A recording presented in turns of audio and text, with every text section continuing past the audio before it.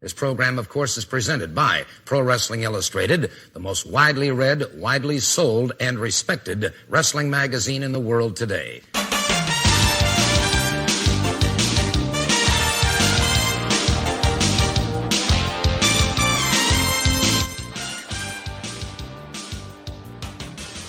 This is the Pro Wrestling Illustrated Podcast. I'm your host, PWI senior writer Al Castle. I'm going to be joined in a moment by my co-host, Brian Solomon. And, of course, we are going to be talking about WrestleMania coming this weekend. I'm heading down to Tampa for it on Friday. Very excited. Obviously, it's been a while since we've been able to see live wrestling, and we kick it off with the biggest show of the year, and Brian and I will be breaking it all down. We're going to go through the whole card, give our take on different matches on the show, some folks left off of the show, also talk about the Hall of Fame induction that we saw on Tuesday night, both the 2020 and 2021 class, and talk about who was included, who's not, give our thoughts about the Legacy Hall of Fame, and a lot more. So a real fun episode.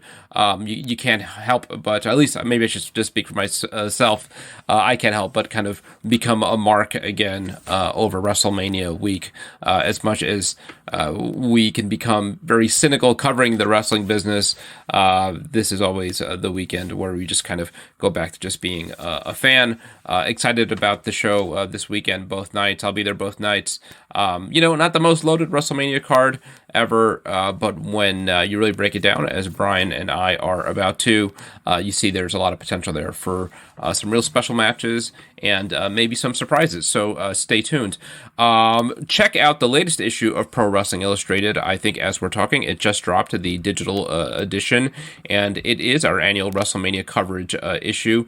This year, we are talking in the hot seat interview with one of the stars of WrestleMania 37, maybe the main eventer for one of the nights, Bianca Belair. She's going to be challenging Sasha Banks for the SmackDown women's title, and she's got a lot to say. It's been a real journey for her to get to this spot, and she spoke with our editor-in-chief, Kevin McElvaney, about that. She opened up about the Performance Center, her thoughts on her opponent, Sasha Banks, at WrestleMania, and what's left on her WWE bucket list. Also in this issue, it can be kind of tough to put together a WrestleMania issue before you know what the card is, and that's always the case with us.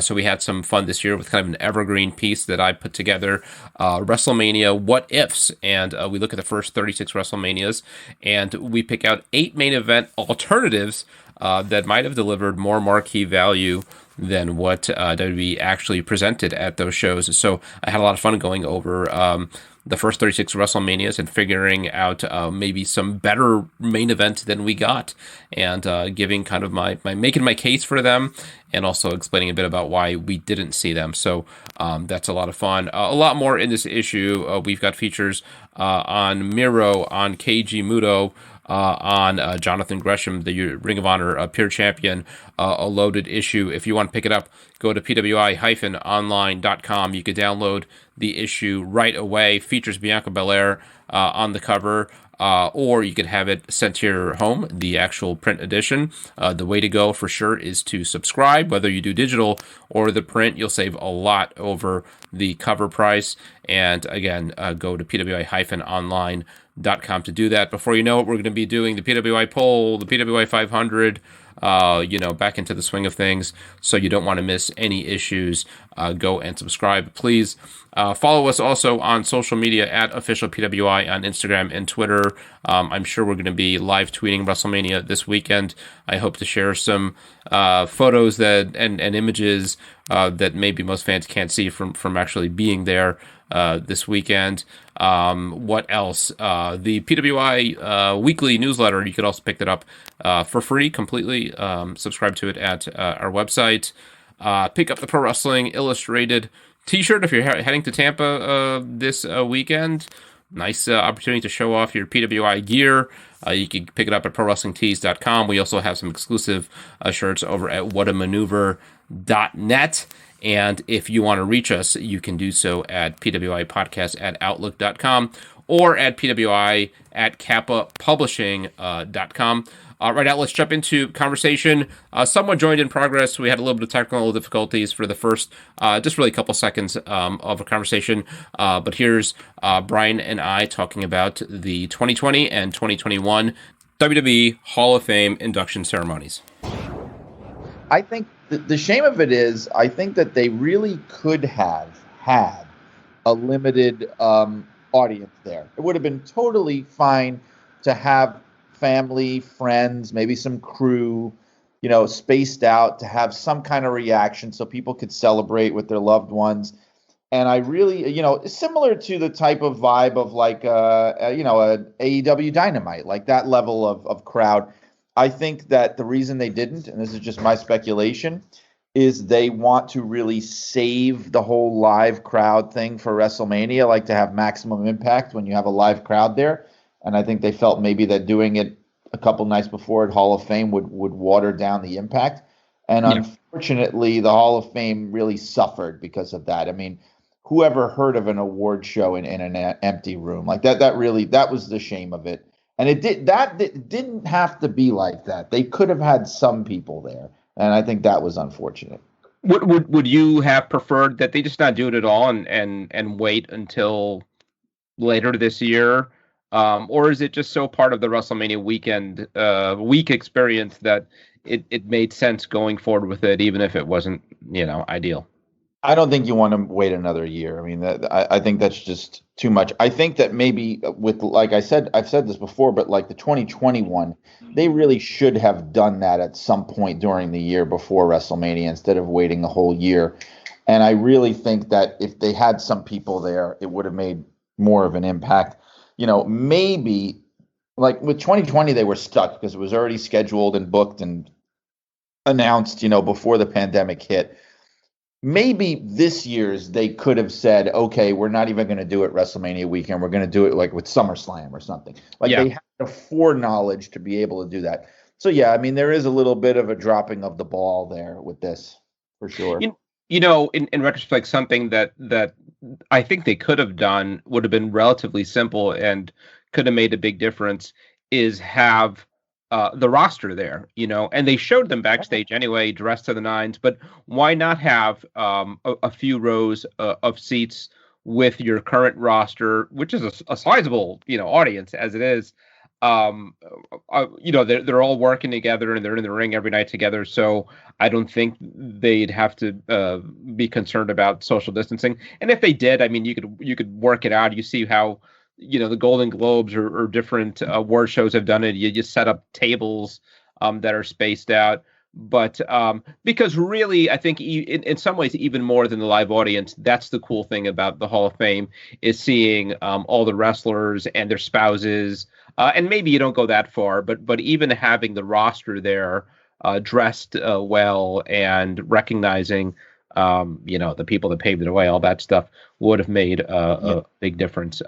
But I agree that if it's the only thing, I do think the time limit helped a lot. And I think they've tried to enforce time limits in the past, and wrestlers just kind of go rogue and go on their own anyway. But 3 minutes, which I think is what they gave, feels about right. It's plenty of time. It's more than people get for an Oscar speech or something like that. You give a little more to the headliner, 10 minutes or whatever, and I think it's fine. I think I don't know that we need more than 3 minutes from whoever, Molly Holly or they're all awesome, and I think 3 minutes is plenty to say what you've got to say. Yeah. Sorry. Yeah, that's fine. Yeah. What generally talking about the class, we haven't talked about it, both 20 and 2021. Do you think these were, and this is always a debate, did the so-and-so deserve, belong, what are the eligibility requirements, and that it's all kind of out there anyway. But by WWE standards, were both these classes good classes, worthwhile classes? For the most part, yes. I mean, you have to make your peace with the fact that, I hate when people get all worked up about, it's just a marketing tool and it's not a real Hall of Fame and blah, blah, blah. Look, Professional wrestling is a work. The Hall of Fame is, to a certain degree, also a work. And I'm not saying that to diminish the accomplishments and everything, but, this is different from other, sports halls of fames and things like that. It just is. But it's much more high profile. It's the one that the majority of people are aware of. It's the one that casual fans are aware of. It may not have the same level of insider legitimacy that, wrestling insiders will say about, say, the Observer Hall of Fame, or even the one in Texas, the Pro Wrestling Hall of Fame, the Thez Hall of Fame, but which I think are really more intended for the people in the industry and the really, really serious fans and observers and historians. This is more for mass consumption, and I'm totally okay with that. Now, that said, I know why Great Khali was inducted. I completely know why, from a business point of view, and they have their Indian market, and, he's very popular over there, and it was a big deal to have him on the roster from that point of view. But in any other metric, it is almost an impossible sell. The guy, look, I don't know. I try not to be mean. The guy could never work. The guy was dangerous, even to the point of not being able to work. The guy never really, in my opinion and view of things, never really significantly drew a dime or drew any interest of any kind. Because you could say, well, it doesn't matter if someone really wasn't a great worker. Who cares? That's not what this is about. And that's fine. But you have to look at him and go, well, what is the reason he's in there for? He couldn't work. He couldn't draw. It's strictly, a political maneuver. And so that one was unfortunate. I really had no other issues there. I thought everybody else, it was great seeing British Bulldog finally go in. Jushin Liger, I think it's awesome because even though, and they've been doing this for years now, like, you don't necessarily have to have a pure WWE pedigree, because now they're sort of like the caretakers of the wrestling industry and its history. So to see someone like that go in is phenomenal. I had a few, when they do the Legacy Hall of Fame, I sort of have mixed feelings about that as somebody who has a love of wrestling history, because it's like, okay, it's a tip of the hat to say, well, these people are really overlooked and they belong in there, and it's very important that they're mentioned. However, we're not going to really fully acknowledge them, and we're not going to give them the full, like, Legends deal, to their family. We're not going to give them a ring, or to whomever would get the ring. We're not going to give them time on stage because, you know what? It's important, but it's not that important. Like, I don't think that's so great. And there's always a couple of people on there with legacy that I feel like really should have gotten the full stage treatment. Not everybody, but like last night, I'm thinking people like Ray the Crippler Stevens, Dick the Bruiser. Steve Williams. Steve Williams, right. Even Paul Bosch. There are a few people on there that should have been given the full treatment. But it's nice at least that something like that does exist to acknowledge these people that, the vast majority of people that watch WWE probably have never even heard of. And, it's cool. So I try to sort of see the bright side of it. Yeah, when they first brought out the Legacy, it seemed to be a way to tip your hat to wrestlers from really several generations ago. Talking more like the black and white era of wrestling. And I thought that was acceptable, with kind of an understanding that basically wrestlers from the 80s and on from there would get regular inductions. But they certainly seem to be kind of stretching the definition of that when you see a Steve Williams who had his career in the 80s and 90s inducted as part of the Legacy Hall of Fame, or Gary Hart. These were contemporaries of a lot of the wrestlers who were inducted. They did it a year or two ago with Lord Alfred Hayes, who was a major, even though his wrestling career was 60s, 70s, he was a major part of the rock and wrestling era, and even into the 90s, he was known as part of the WWF product. And so that's where the cynicism of it starts to smack of really, they'll say, well, okay, these are the people that are sort of ancient history, or they never really worked here. So, but I think really what it is what I said is these are the people who are not going to be, their families are not going to be offered a contract. They're not going to be given, we don't want to give them time on stage. That's really what it seems like to me. Like that's a big part of the decision making behind it. And some of it is I really get a sense. I don't know who it is. Maybe it's someone like Triple H, who's like, a lover of wrestling history too. There's somebody behind the scenes who it seems to be the attitude is this is to help combat the criticisms of the WWE Hall of Fame, like from purists saying, why isn't this guy in there? Why isn't that guy in there? Now they could go, look, we have Frank Gotch in here. We have Strangler Lewis. We have Jim Landis. We have Luthez. So it's to silence critics. I think that's a big part of it. And it's a funny thing because watching it last night and not knowing who was going in to the Legacy Hall of Fame, I found myself rooting against people being included because I didn't want that to be their induction, right? The one that stands out is Ivan Koloff, who still is in the Hall of Fame, and I think now that they've cleared away some of the big omissions over the last decade or so, Ivan Koloff is probably kind of on deck as the next guy that's like, when are you going to get to him? Why haven't you got to him? And I kind of half expect that he'll go in as a Legacy Hall of Fame guy someday, which would be a real shame because I think it'll be Legacy for sure, I feel. And I remember when they did that with Stan Stasiak, again, it was in the last couple of years. I remember his son Sean being very upset about it, specifically for what I had said, because Sean Stasiak had been campaigning for his dad, who is a WWE champion, for his dad to go in, and for it to be done as Legacy he saw it as a snub, and I think rightfully so, because what that meant was the company never contacted him. The company never gave him any kind of a deal or anything. It was a way of doing it out the back door. It's like, yeah, we're going to acknowledge your dad, but you have no involvement in this whatsoever. And that, that is not so great. Yeah. So the class, the 2020 and 2021 class, not including the Legacy members, JBL, British Bulldog, Jushin Liger, the NWO, Hogan, Nash, Hall, and Waltman, the Bella Twins, William Shatner, and Titus O'Neil got the Warrior Award. The 2021 class, it's Kane, Molly Holly, Eric Bischoff, Great Khali, Rob Van Dam, Ozzy Osbourne, and Rich Herring got the Warrior Award.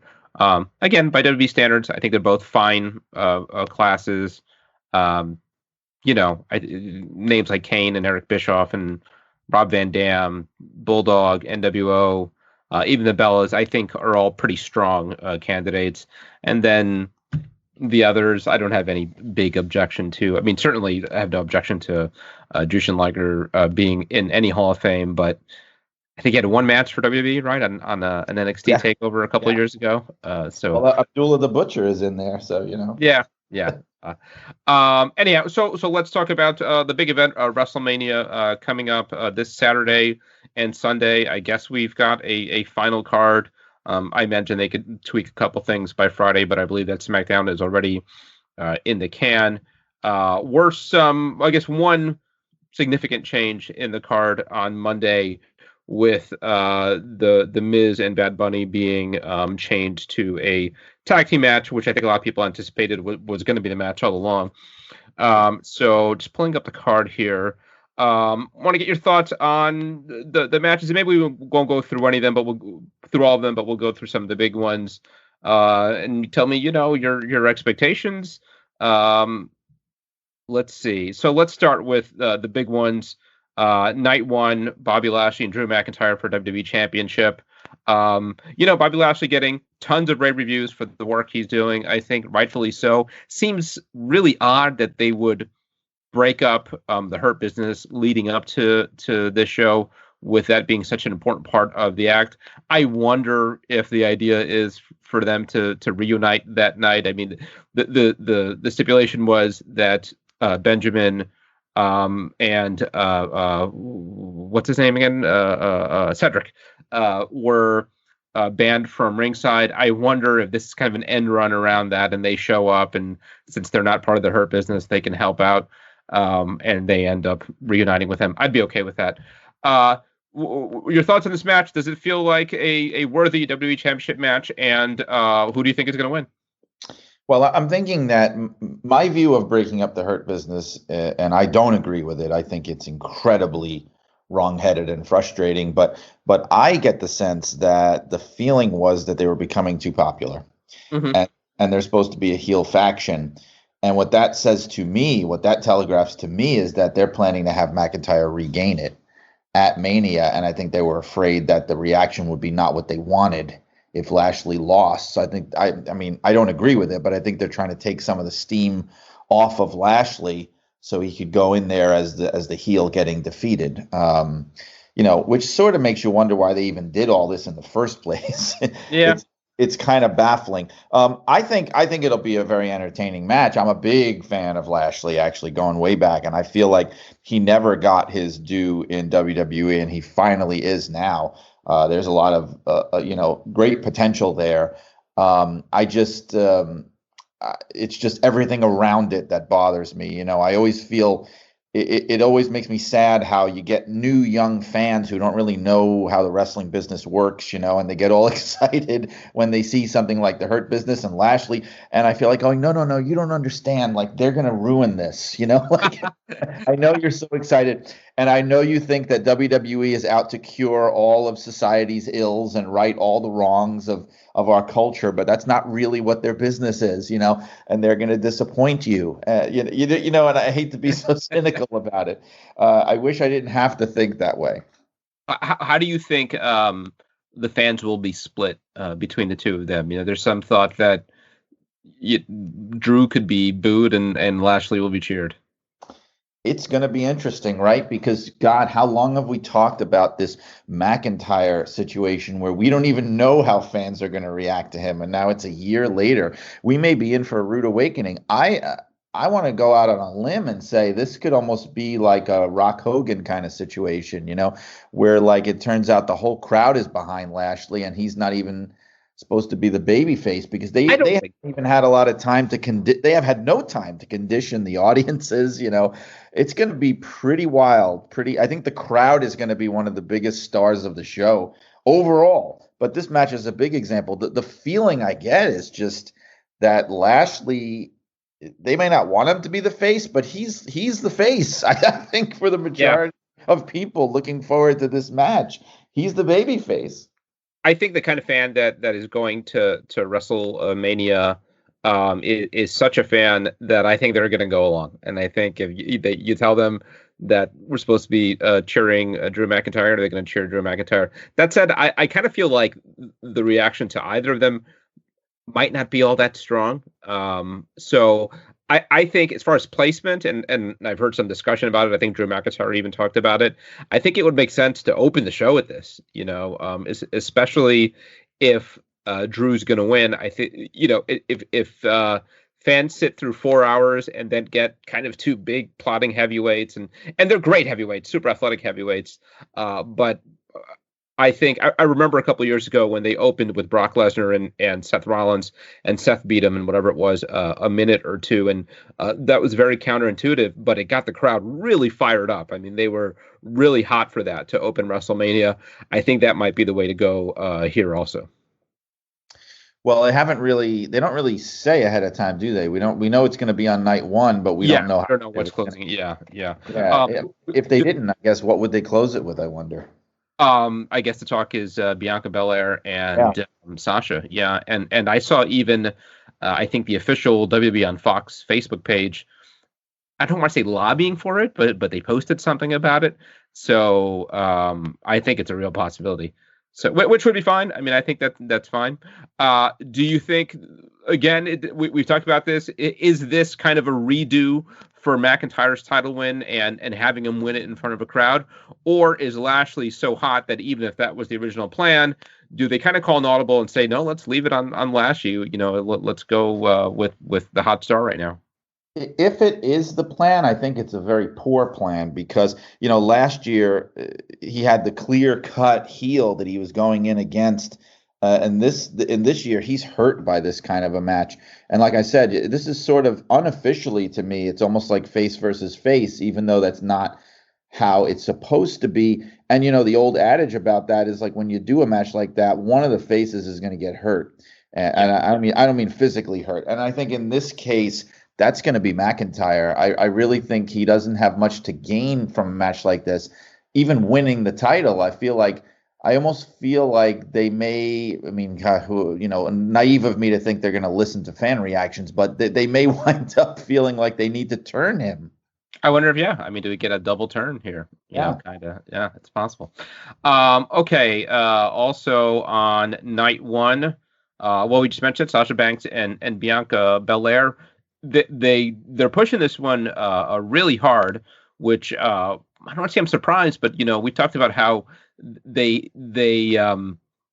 had Bayley and Sasha Banks and built it for so long. You'd think that would be their centerpiece women's match for WrestleMania, and instead they're kind of going all in on Bianca Belair.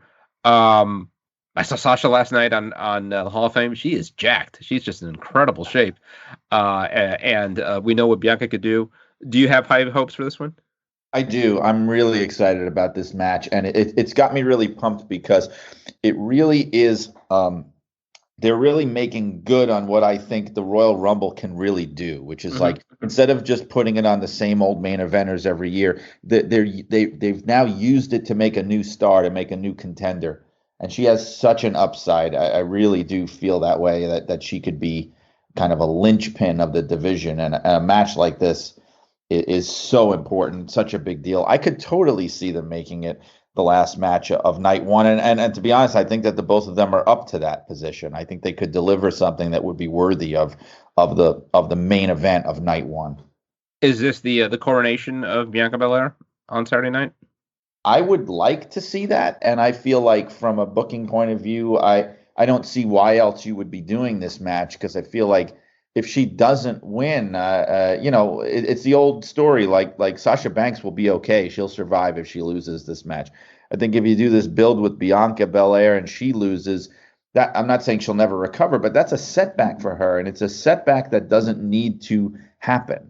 So I think that's the way to go, is to have her win this, because it's also Sasha. It's crazy to think about now, because the women's revolution now has been going on for years, and Sasha Banks is like now kind of one of the elder statesmen in a way of the women's revolution. It's been like 6 or 7 years now, or something like that, and it's a great opportunity for her to, I don't want to say pass the torch, because I don't think she's going anywhere, but to make a new star here. Yeah, I really agree. I was thinking about that watching her on the Hall of Fame last night, and thinking about how it's essentially inevitable that one day she'll be there. And unlike, and this isn't to disparage anyone, but one of the kind of unofficial rules of the Hall of Fame every year is that we have to induct a woman, and really going back before the revolution, the Divas Revolution, whatever they called it, it was kind of slim pickings, right? I mean, there what you get through Alita and Trish, and there's not that much depth, but Sasha will go down as one of the greats of all time, right? I mean, just in what she's done the last 5-6 years, she's already had that kind of career, and you're right. Yeah, I mean, I think she's in that position to kind of handle the proverbial torch over to Bianca, who also has a tremendous upside. So I'm really looking forward to this match too. Hope it's given plenty of time. I think it makes sense to close the show out with it. My concern with that is, where will the fans will be? That's one upside, I think, of breaking WrestleMania up over 2 nights, is that, and we've talked about that, you don't have fans having sitting there for 7-8 hours, either in the arena or at home, and just completely burned out by the time the main event comes to the ring. So even if this is the main event on night one, hopefully the fans will be up for it. Bad Bunny and Damian Priest versus The Miz and John Morrison, probably kind of the next most promoted match, at least of night one. And better for worse, Bad Bunny is a big deal. I saw him on the Grammys a few weeks ago. My mom tells me he's a big deal. She's more into the Latin music scene than I am. How much has this worked? Do you think the crossover appeal is there?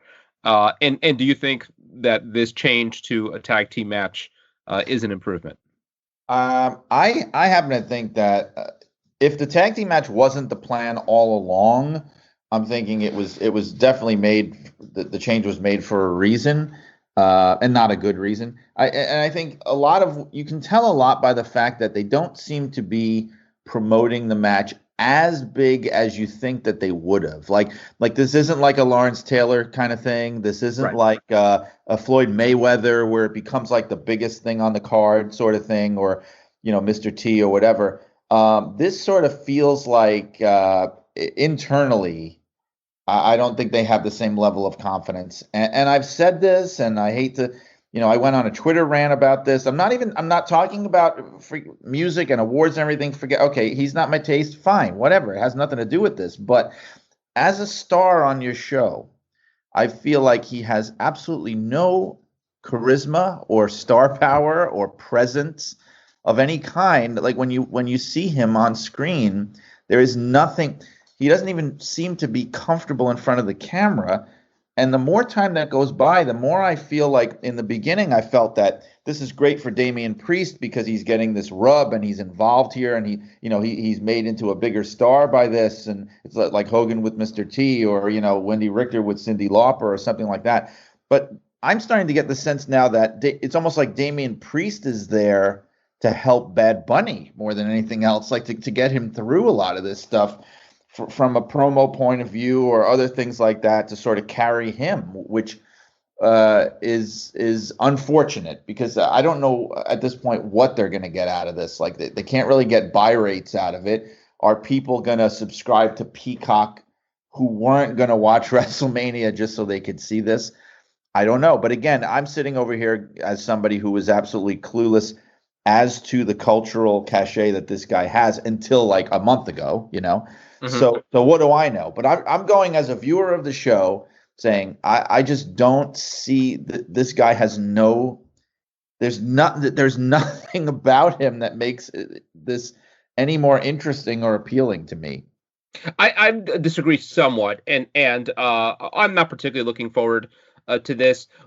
I think there's some reason for optimism in the fact that he seems to really be taking this seriously, right? I think Triple H in a conference call yesterday talked about how he's been in the Performance Center every day for the last 3 months, and I'm sure that's something of an exaggeration.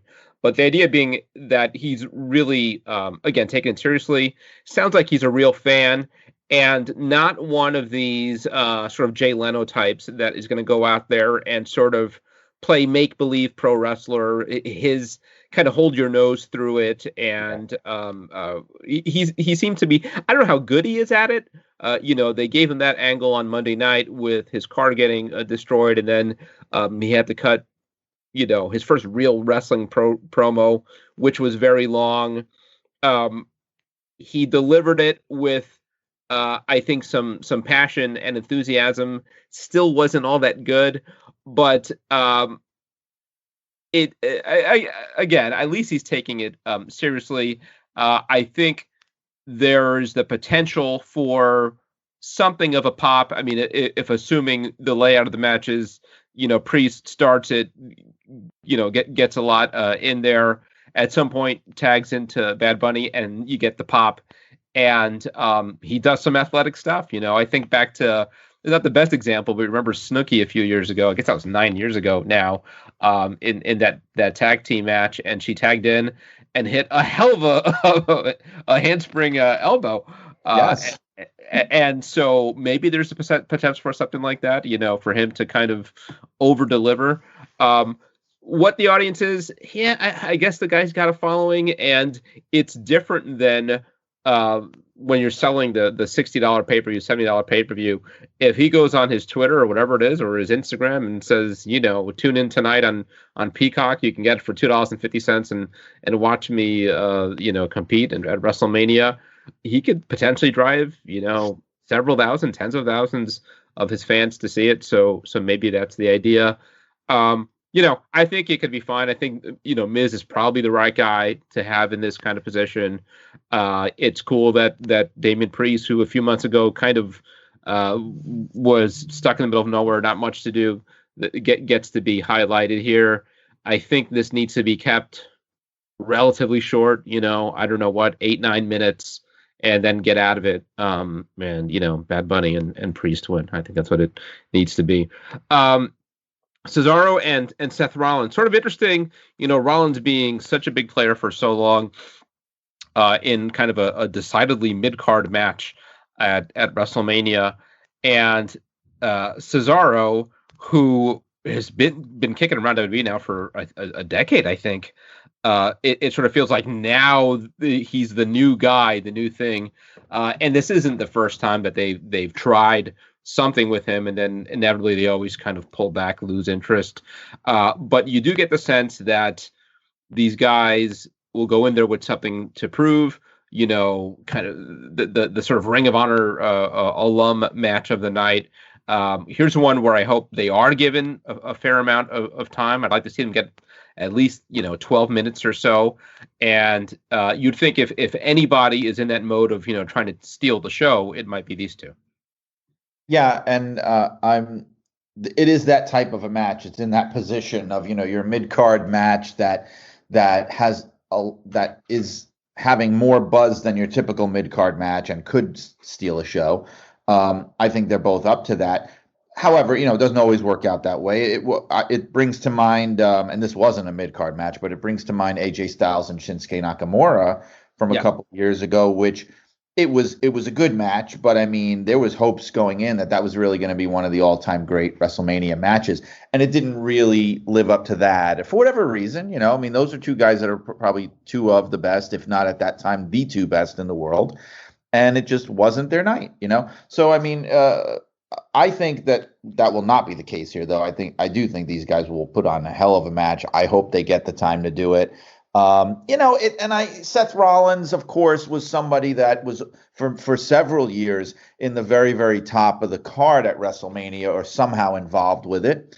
And the fact of the matter is, look, if you're around the company that long with this much great talent, you just can't always be in the main event picture. I mean, you're very lucky. You're very lucky if you are. They have to shuffle people around. It's just a fact of the matter. It's reality. You can't just have the same people over and over. So this is actually a bigger deal, I'm thinking, for Cesaro because, God, I mean, it's probably his highest profile singles match at WrestleMania maybe ever.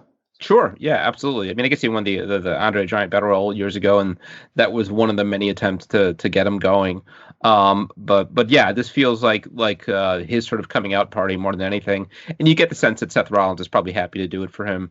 And yeah, this feels about right for where these guys should be. Speaking of guys who are kind of in surprising spots on the WrestleMania card, AJ Styles teaming with Omos, is that what they call him? Right? Yeah, they seem to pronounce it differently every time. I don't know, Omos. Well, it's spelled Omos, but it's pronounced Omos, I guess. Why? I like with a name like that. Why would you do that? I don't know. I guess that's why I'm not getting paid the big bucks. Why? And they're challenging the New Day for the Raw Tag Team Championship. The New Day are big stars, so I'm not surprised to see them in kind of a focal point a match. It does feel sort of weird that you've got apparently AJ was lobbying for a match against Triple H, which I think would have made sense at WrestleMania. That could have been that feels like a WrestleMania match. Triple H ultimately felt like he wasn't ready for it. So it's still I imagine AJ is going to work the majority of this match. Tag into Omos for a few big spots. I could see them putting the tag title on them just to kind of do something. But I don't know how much I'm hoping or expecting out of this one. Hopefully there's some good action in there. Did you have high hopes for this? I think that this hurts more than the Seth Rollins thing, because with Seth Rollins, being where he's at, it feels like it's for a reason, like you're going to get a great match out of it. It's a show stealing type of match, and it's a chance to elevate Cesaro. I'm not sure what this is all about. It almost feels like the main purpose of a match like this would be to really get over Omos, which I don't know. I could think of better ways to do it. It's a weird thing. It's like AJ Styles is like in a King Kong Bundy kind of situation here, where he goes from Hulk Hogan in a steel cage, and then the next year just feels like, did he piss somebody off? I don't know. And New Day is great. They're great. But New Day is like, they're not really, I don't know. I'm going to get flack for this, but they're not really guys you go to for an incredible blow away match, at least not in my opinion. They're they're stars, they're great talent, they're very entertaining, but I just don't see them as one of the great working tag teams, in my opinion. I think it's an indictment in general of tag team wrestling in WWE because, individually, certainly each of them are super talented. Kofi, to me, had the last great WrestleMania match against Daniel Bryan a couple of years ago. So we know that he's up for it. It's just, I think, speaks to the way they do tag team wrestling and the formula of a New Day match, and, part of the gimmick, the character that I think has made them so successful is that they kind of don't take anything seriously, right? They're just sort of fun loving, having a good time. And that's gotten over. It sold a lot of shirts and everything else. But it can make it hard to get really invested in any kind of program they've got going on. It just all feels like, hey, we're going to go out there and be silly. And when the central storyline leading up to this had to do with, what was it, Pictionary, or they had Uno cards and they had some Jenga blocks. It's like, all right, so that's what we're supposed to think about this match. They're sort of telling us don't take it all that seriously. And this is now, they're the most decorated tag team in the history of the company at this point. I mean, they've had more titles. I think they just set that record. They've had more titles than any team. They also have the longest single reign of any team, going back to the beginning of the company, in the 50s, which is amazing to think of. And I think they're closing in on, I think the Usos have this honor of being the tag team that has been in the company for the longest consecutive amount of time as a tag team. I think they may be headed towards that record too. Yeah. So what's it been? I think the big picture, it's only been about 7 years. 7 years. Yeah, that's about right. Yeah. Yeah. But it's a long time for a tag. Yeah. WWE time. It's long. In one company too. Yeah. I love Kofi. I love anything Kofi does. I just get a kick out of him. So happy to see him back at WrestleMania. Shane McMahon versus Braun Strowman in a steel cage match. Talk about stupid storylines that we're not supposed to take seriously. This has been, I was going to say as bad as it gets, but then we have Bray Wyatt and Randy Orton on night 2. So maybe not quite as bad as it gets, but just lazy, dumb, not funny, not particularly amusing. All that said, this could have a place in the show. It feels like, of the last few years, the Shane McMahon, there's, that Shane McMahon part of the show, which is him taking some crazy bump. And I imagine there's a reason why this is a steel cage. So I imagine we are in for some big a Shane bump. I think it's only the second steel cage match in WrestleMania history, right? I mean, not counting Hell in the Cells, but as far as a standard steel cage match, do you have to go back to WrestleMania 2? That's the last time. That sounds like it can't possibly be right. But what else was there, right? I mean, there have been a few Hell in the Cells along the way. There was Boss Man and Undertaker. There's Undertaker and Shane. But I don't think there's been another just straight up cage match. You might be right. Now I'd be curious to find that out. And it is, it almost, it doesn't help when you dig into the past. We just passed the 20th anniversary of WrestleMania 17, the Houston Astrodome, which I and other people, have often considered to be the greatest one of them all. And I made probably the mistake of saying, I'm going to watch it again because it's been 20 years and I was there. So I don't think I ever actually saw the pay-per-view broadcast. So I sat down and watched it. Completely, lives up to everything. It's an incredible show. It makes you really long for those days in a way. But what I'm specifically thinking of is, the Vince and Shane match and the McMahon family drama. That match wound up being, and not from a technical point of view, certainly not, but it wound up being from a drama point of view, from an excitement point of view, one of the absolute top 2 or 3 highlights of the entire show. And then that is in stark contrast to this thing now that Shane is doing with Braun Strowman. Those comparisons really do not help. Yeah. There was a few weeks ago on Raw where I don't know what was going on. It felt like Shane forgot all his lines. There were these huge pauses in between each of his lines, and it was him calling Braun stupid again. It was so cringy. So I mean, the kind of thing that you're actually like kind of squirming in your chair, uncomfortable to watch it because it's so terrible. So yeah, that said, I imagine they can do something where I guess the cage match setup allows for Shane to take a crazy bump off the cage and win, I guess. Right. So maybe he tackles him from the top of the cage, falls off their table, and Shane wins on the fluke. So, the live crowd could get into it if there's a big stump bump. So it might have its place. This one hopefully is kept mercifully short. All right, let's try to go through some of these a little quicker. So there's the women's tag team turmoil match, just to set up the tag team challengers for night 2. And then speaking of night 2, main event there, Roman Reigns, Edge, and Daniel Bryan. This really feels like the main event of WrestleMania. I got to say I've come around more on it, even though I don't think the story is as clean as it could have been were just Edge and Roman Reigns. I think they've done a fine job of creating a 3-way feud, essentially. And I think, like we've talked about, you're not going to go wrong adding Daniel Bryan to a match. I think he can only help the execution of the match. And I think there's some genuine intrigue about who wins this thing. Any one of these guys could win it. There's some thought that, maybe this is a way of getting the title off of Roman without beating him. Yes. There's certainly a story to be told with Edge 10 years after retiring, winning back the belt that he never lost. And then Daniel Bryan, kind of the perennial favorite, sort of in the twilight of his career. Does he have one more world title run in him?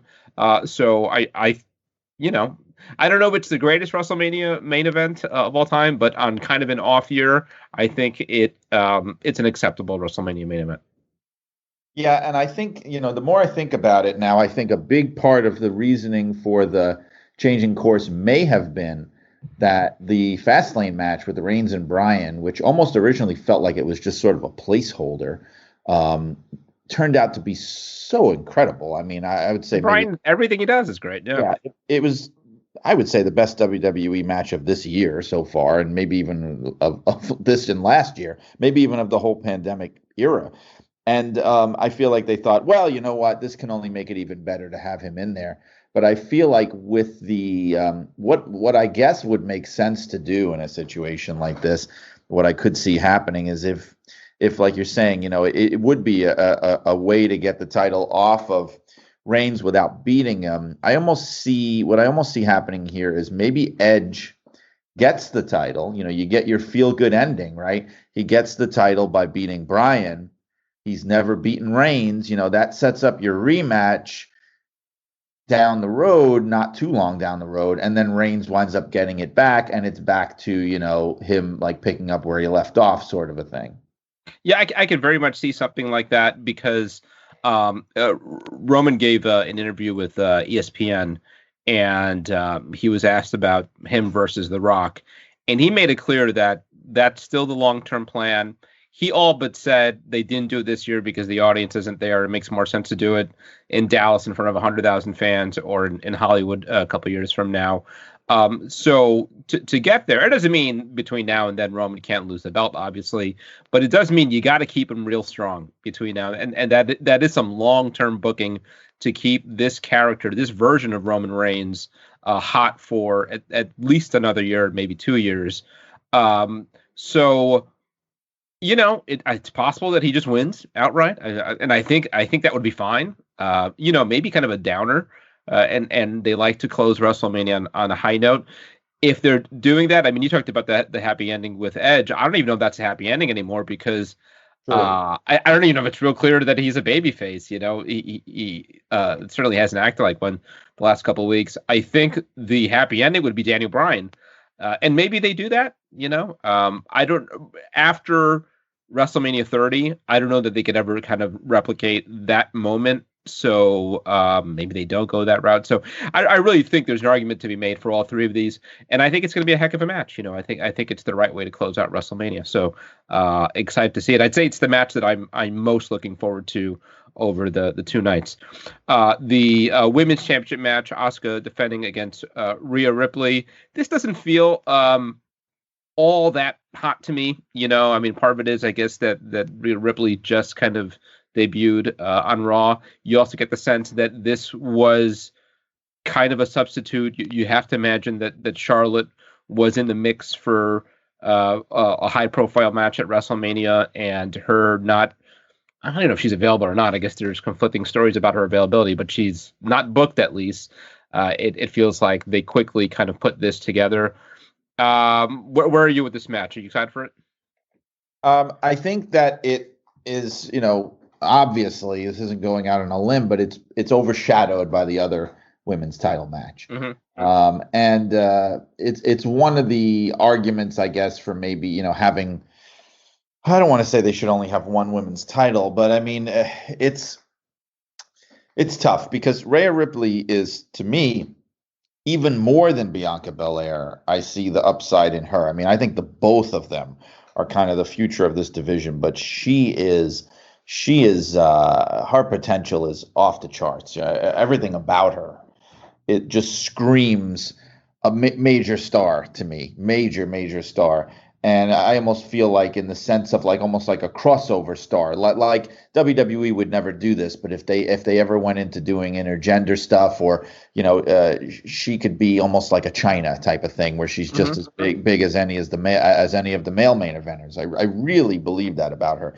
This match, however, is not going to be that platform for her. I think last year she and Charlotte, they did steal the show. That was the show stealing match for me, Charlotte Flair and her. But I think this year, and it's funny because Asuka is somebody who is almost, I hate to use this term, but damaged goods in a way, because her brand has been so devalued from where it was a few years ago. And I feel like the Asuka of maybe 5 years ago, this match would have a whole different spin on it against somebody like a Rhea Ripley, but that's just simply not the case anymore. I feel like they're trying to get her back there, but she's not. And so I think a strong Rhea Ripley win would really be a really, really good idea here, especially as she's now a full-time part of the main roster. I just predict big things for her, and I think they want to also handle her very, very carefully and really give her the right treatment. Yeah, this does feel a little bit like trying to force something that maybe isn't quite there yet.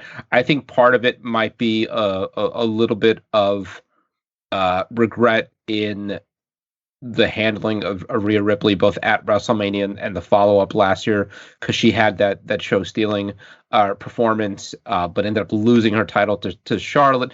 Never really made a whole lot of sense, so Charlotte could have a quick run in NXT, and meanwhile, there wasn't much follow-up with Rhea, and now it looks like maybe they're trying to right that wrong, but it feels a little rushed, not that organic, a little bit forced, and I think maybe too similar to what's on the SmackDown side with Bianca Belair and Sasha, where you've got the kind of hot new star coming up from NXT, on the hunt, ready to be coronated.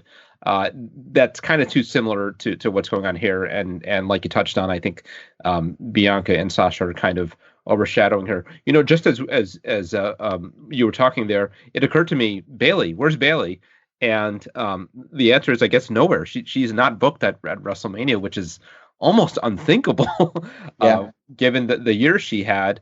And as far as I know, I think she's healthy, and she's just not on the show. I mean, that's kind of mind blowing.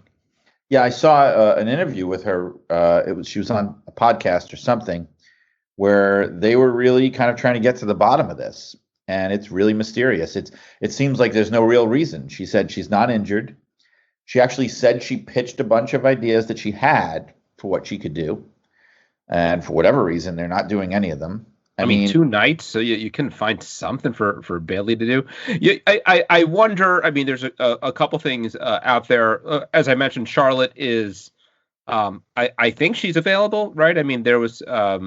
I guess she did she have the coronavirus, or was there a suspicion that she had the coronavirus? I think she did. Yeah, she did. Right. The miscommunication was with her pregnancy. Whether she was pregnant or not. Yeah. So, but either way, I think she's neither pregnant nor infected with COVID right now. So theoretically available. I'm not saying throw a match together, but I think they've made it clear that there might be more entrants into the tag team turmoil match.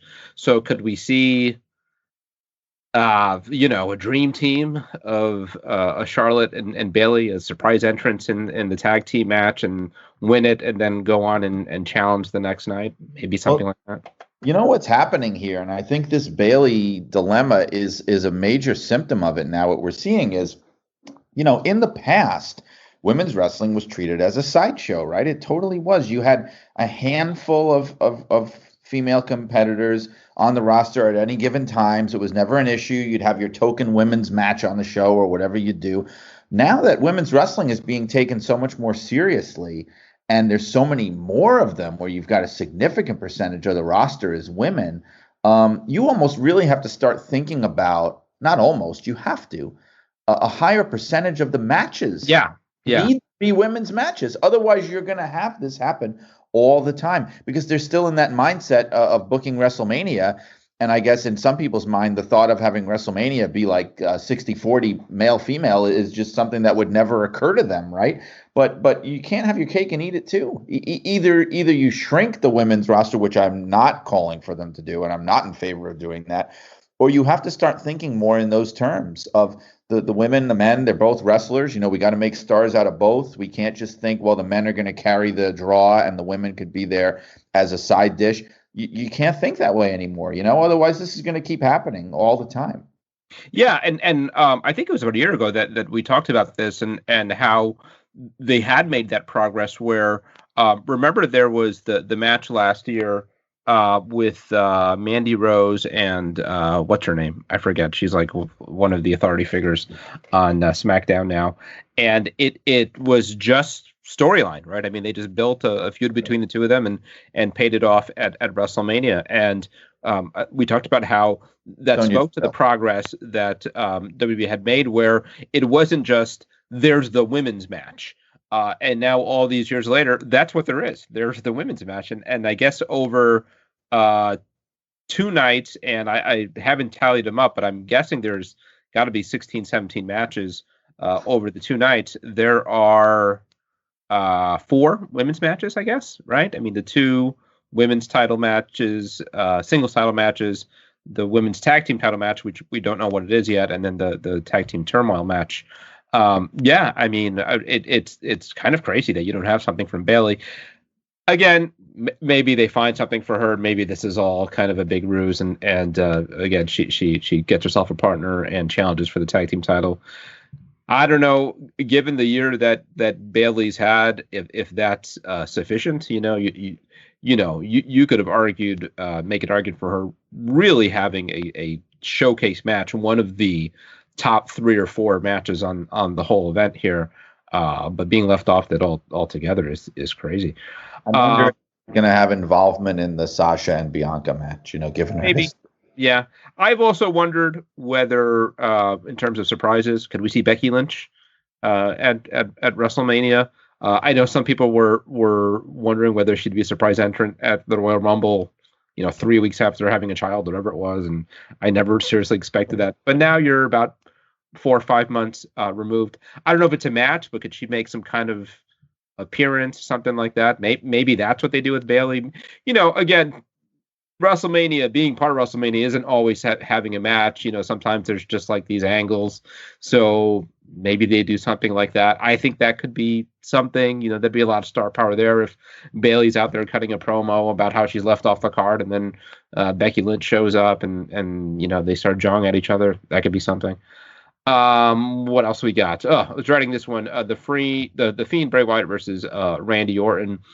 I don't even have the excuse of going to get a hot dog or something like that, because I think everything is going to be delivered to your seat. So I'm going to have to just sit through this one. I think we can both agree that our expectations are very low for this. What is the best possible scenario for this match? I think if their flights are delayed, probably. No, I mean, it's a shame. Like that. Yeah. It's a real shame, because I was always, or at least for a while there, a big fan of the whole Bray Wyatt thing. I loved the Wyatt family. I thought he was one of the best promo guys to come along in a long time. You know, he was shaping up to be one of the all-time greats in that department. And it just seems like he has gone so far off the rails as anything of any kind of value to them right now that I don't know. It's almost like he's just become the poster boy now for these cinematic matches, especially because they seem to love him. I mean, they seem to be completely enamored with him, the character, all of it. I mean, he gets as much, if not more, TV time and attention than anybody. So again, it's one of these situations where I wonder whether we're just not the audience for this, because clearly there is an audience for it. So the interesting thing is that, you know, for all the smoke and mirrors and hocus pocus that has built up to this for the last few months, this is just a match, right? There at least at the moment, there's no stipulations, nothing. So in terms of the best possible outcome, maybe it's just a good wrestling match. I can't imagine that this doesn't have a tons of gimmickry. But what if they just go in there and just have like a good match? Well, I think your optimism is really out of control right now. No, because the thing is, I think any hope of that in my mind is gone, because I think with the way that the Fiend is being presented now, where he's like returned from the dead or whatever the heck it is, I think even his in-ring work is going to be so gimmicky now, to the point of, you know, he's going to be like the Yeti or something, you know. Yeah. I think it's going to be almost unwatchable. You know, especially, look, because even Orton, and I think we've said this, Orton is like the perfect WWE superstar that you could create in a lab somewhere. Like, he has everything you could ever want. You know, he's got a good look. He's decent on the mic. He always delivers like a decent match. You know, he's got the legacy of his family. He's just got it all. But the sum is less than, I always mess up this metaphor, but the whole is less than the sum of the parts for whatever reason. Yeah. So he's not even your guy if you go like, well, you know, Orton's going to take care of him. It's going to be fine. Like, I don't think he has that in him to do. Like, he's not, you know, look, let me put it this way. If the Fiend was having a match, even this Fiend was having a match with 1996 Shawn Michaels or 1982 Ric Flair or something, I would go, hey, you know what? This could still be all right. But I'm not thinking that right now. Yeah, and it's funny because Orton has kind of created this reputation for himself in the last few years, largely from his own doing on social media, of being like the flag bearer for like a traditional pro wrestling. He's the one out there teasing wrestlers for slapping their thighs and all that. And who has, you know, bastardized what pro wrestling is more than Randy Orton and Bray Wyatt in the last couple of years. So yeah, I mean, my expectations, my hopes are about as low as they can be for this. I'm up for a good spectacle as much as anybody. I mean, I don't know. I mean, who knows? They're going to have a whole stadium to play with. Who knows what they do? The one if I'm going to be optimistic and maybe see the silver lining here, is that now in front of an audience, I would hope that reduces the ability or the temptation to do too much of the post-produced gimmickry, right? Where you're like swapping out the body and setting a mannequin on fire. Hopefully, whatever it is that they're going to do, they do it there in front of the fans, and maybe that limits how stupid it's going to be. So I don't know. Next up, Big E and Apollo Crews. A little surprised to see Big E kind of in this slot. You know, there was some talk months back that he might be in a world title match by WrestleMania. He was on that kind of trajectory. Instead, working with Apollo Crews, who's another guy kind of coming up from a place low on the cards, who I think has done really good work. You know, the first week or so of this character, the heel character, I really liked it. I don't know if they've taken it too far, you know, the accent that just kind of materialized out of nowhere, and this being a Nigerian drum fight. I don't know what that means. I guess it's just sort of a street fight. I like heel Apollo Crews. I think it works. And, you know, Big E's good. So this feels like maybe a decent opener for night 2, something like that. What do you think about this one? Yeah, I think so. I mean, on paper, just the two of them, just at that, I think we'll put together a good match. I think Big E definitely, still, in my opinion, has not reached his potential yet, and I think he will. It is a shame. I did sort of envision. I was really hoping for Roman Reigns Big E main event, and I mean now, the way that he's positioned now, that's unthinkable, obviously. But I mean, like 6 months ago, I was thinking, hey, I would like to see them get him to that point. That's not where he's at right now, and the cruise thing. I mean, it's funny to me how WWE they always love to cash in on joining in on the joke. They'll make fun of like, oh, Mantor. Do you remember Mantor? Oh, do you remember, when we did Bastion Booger and everybody, they like to be in on the joke, but then they'll do something like this. And it always reminds you could be in on the joke all you want, but you are the guys who gave us Mantor and Bastion at some Booger. point you thought this was a good idea. Yeah. Right. So you thought that was wonderful, and you think this is wonderful now. And I guess they're trying to make it into something that is not offensive and not cringeworthy, and it's just it's a little kind of confusing. I guess they're trying to do something more with Apollo Crews, who did come across as a little bit generic in the past, as talented as he is. I just don't know. I think stripping away any of the extra stuff and the gimmicks and the bells and whistles, just on paper, when the bell rings, yeah, I mean, I think this is going to be a pretty good match for sure. Yeah. Next up, Kevin Owens and Sami Zayn. Looks like which of the Pauls? Is it Jake Paul or is it Logan Paul? One of those. Logan Paul, I believe, is going to be involved in this somehow. Everything else aside, I think it's really cool that Kevin Owens and Sami Zayn are wrestling at WrestleMania. I remember seeing them at, the Manhattan Center Ballroom years ago, and it's got to be one of the longest running stories, right? Sometimes partnership, but two guys, linked that way now for 15 years. And there was a couple years ago, they were in a ladder match together at WrestleMania, but it wasn't one-on-one. It was like a multi-person ladder match.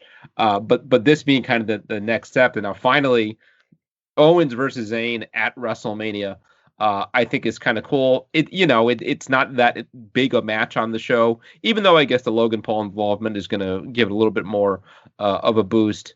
Both guys I'm sure will work really hard. I'm sure they're getting a big kick out of, working with each other at WrestleMania. So if nothing else, I think it's a neat little side note for history.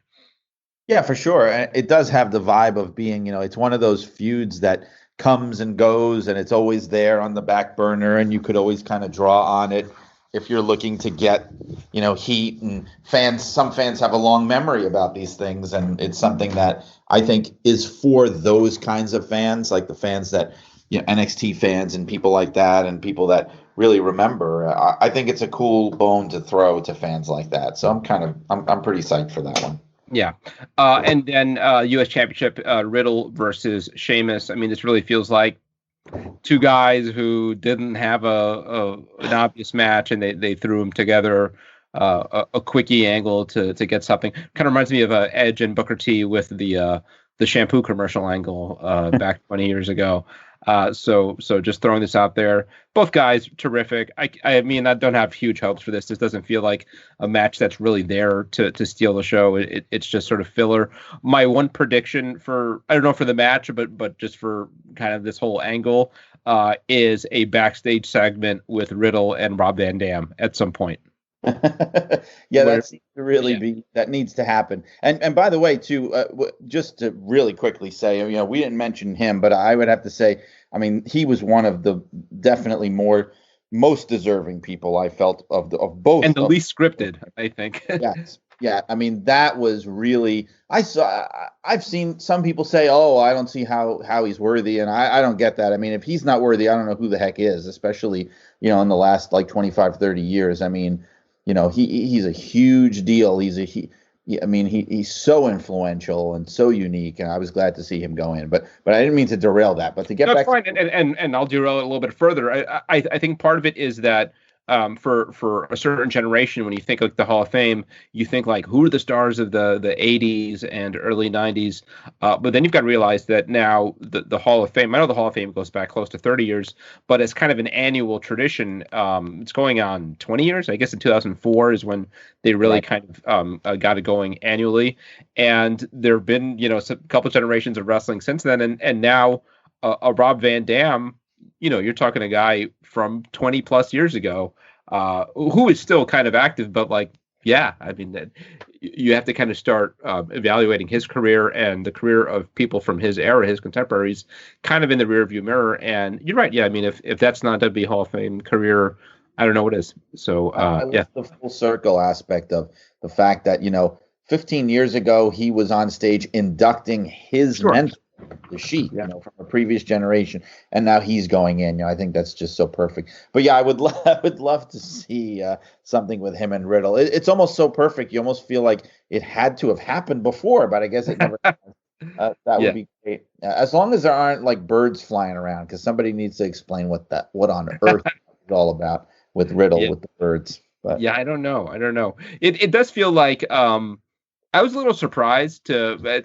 and less so with Van Dam than with Riddle, but that they've kind of embraced that part of his character, and kind of a positive way, because I know McMahon historically maybe not as big a fan of some of that stuff, but he's clearly a babyface and he's clearly a stoner, and they seem to be kind of having fun with it.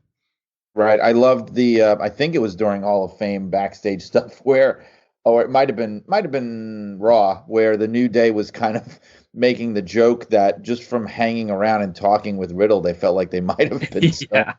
I mean, I thought that was hilarious. But I mean, I'm glad at least that McIntyre isn't stuck with Sheamus. I was getting a little worried, especially when they took the title off him. I was getting worried that was going to be his Mania match, and I'm sorry to say that about Sheamus, but I'm really relieved that it's not. You know, and they had a really good match at Fastlane. So yes, they did, but that was not a Mania-worthy match for him. Yeah, and then lastly, Nia Jax and Shayna Baszler defending their tag team titles against TBD, the team of TBD. So again, what this is will depend on what we see the first night. I hope that. There is a monkey wrench thrown in here. I think about Charlotte not being on the show, Bayley not being on the show, Becky Lynch maybe. That's more kind of far fetched, but it does feel like this needs to be something more than Lana or something like that. Who's Lana's partner these days? I don't even remember. It's Naomi. Naomi. Yeah. I think almost anybody from that tag team turmoil match that's been announced, none of that really works. Some more than others, and some could put on better matches than others. But in terms of delivering some gravitas for WrestleMania, I think it needs to be some kind of surprise. Well, one surprise, and I almost feel like this is so good that I feel like I'm almost spoiling it in case it happens. But I mean, you're talking about Bayley having nothing. Yeah. And you're talking about somebody that she's got a history with. What about Bayley and Becky Lynch showing up as a team? I mean, that's one of the things. Yeah, I don't know where Becky Lynch is. Ready to come back. She's still very much as a baby at home. But these days, is it more doable because you're not on the road? Does this interest her? I don't know. It's been close to a year now since she's been gone. But you forget Becky Lynch was about as big a star as they had. And she was the biggest star that they had for a little while there. Yeah, and if she's available, then it makes sense to bring her out this weekend. I think she was the biggest female star they had since China, in my opinion, at that, and maybe even more than that for a moment in time. But do we even know that she even is planning to come back? I mean, I don't know if that even progressed. We don't know. Yeah. I mean, she's got that link through Seth, so. It's always a phone call away, I guess. But I don't know. If there was ever the opportunity to kind of reach out and bring her back, you'd think this would be it. So, and WrestleMania needs something. We've talked about all the people who won't be there and for various reasons can't be there.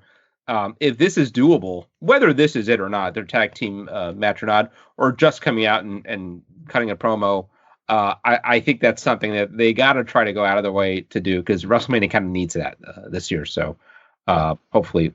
And then that's really it. I guess the matches that were thought to be on WrestleMania are going to be on SmackDown instead. The special WrestleMania edition of SmackDown, Ziggler and Rude versus the Street Profits. Kind of surprised in particular not to see the Street Profits on the main show, since they've been such a big part of the product over the last year. And then the Andre the Giant Battle Royal is coming back, just throwing everybody else who is not booked on that show. And yeah, it's sort of weird, 2 nights of programming, and they still somehow left a lot of people off this show. Bailey being obviously the biggest, but any other people that you're surprised to see not on the show who are available? Nakamura is one that kind of comes to mind. Yeah, especially because I thought they were trying to really build him back, and that, I guess, is not the case. But I mean, oh man, I'm drawing a blank. But there are a lot. There are Baron Corbin, who was. I don't mind that yeah. one. But Corbin gets a bad rap. I like Baron Corbin. I know you do. There's a bunch. I mean, it's sort of almost like an embarrassment of riches that they have such an incredible roster. But you would think then, especially with Mania being 2 nights, that they didn't have to worry as much about the shows going too long, so they would be able to fit, people like that in. But again, you also don't want to run the risk or get into the pattern, which they were doing for years, of this attitude of every single person on the roster has to be on the card every year at WrestleMania, which was not always the case. And at some point it just became the norm. I think it was in the Attitude Era, because you would have a lot more excuses to do it. Like, you'd have all these hardcore matches and battle royals and triple threats and fatal 4-ways and things that they didn't used to do so often. And so you could cram everybody in there. But, I don't necessarily think you need to every year have everybody on there. I agree. I'd rather. But that said, there are still some glaring omissions for sure. Yeah, and I'm okay and have been okay with some people being relegated to the pre-show. And if nothing else, you're in the building, you're kind of part of that night. I think the bummer is seeing them do it on a taped SmackDown in front of the Thunderdome. It's just not the same thing. And especially for the Battle Royal, which they didn't do last. They might not have done it in the last couple of years, actually. But I thought was kind of a nice WrestleMania tradition. It sounds like there's not much of a pre-show either night. I guess there will be something on the network, but I guess it's going to be mostly hype. And then show starts at 8. And how long do you assume each night's going to go? Are you thinking 4 hours? Their average pay-per-views as of late have been less than 3 hours. Right. I think it's probably going to be 8 to 11 both nights. Yeah, that's sort of short for WrestleMania, but it's fine, 6 hours total, though. I mean, Yeah, but 3 hours a night. I mean, again, it might be shorter than most Raws. So we will see. But I am looking forward to it. And hopefully you and me can connect right after, I guess, night 2 and give our thoughts. Yeah, I would love that. That would be okay. Great. All right, Brian, thanks so much. I appreciate it. We'll do it again soon.